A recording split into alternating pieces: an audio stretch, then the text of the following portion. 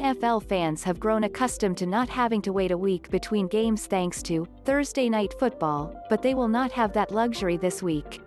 The NFL has had to make several changes to its schedule this season because of positive coronavirus cases. This week's Thursday night game was supposed to feature the Buffalo Bills and Kansas City Chiefs, but that game has been moved to Monday night.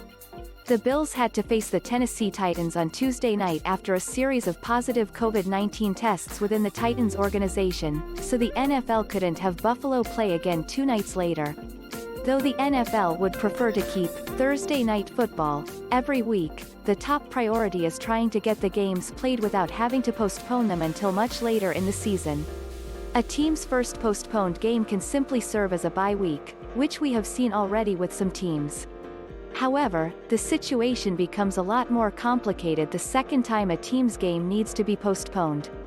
The Denver Broncos and New England Patriots were unable to play last weekend due to coronavirus cases, though that may have been beneficial for both teams from a football standpoint.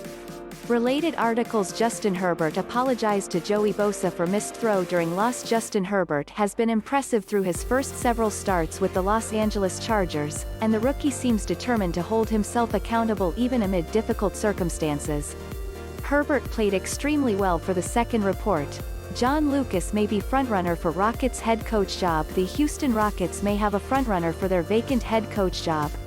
According to Marc Stein of the New York Times, assistant coach John Lucas has gathered even more momentum as the possible choice for Houston Ravens. DC furious over how Bengals avoided shutout in Week 4. The Baltimore Ravens put together a comprehensive 27-3 win over the Cincinnati Bengals on Sunday, but it still left a sour taste in the defensive coordinator's mouth.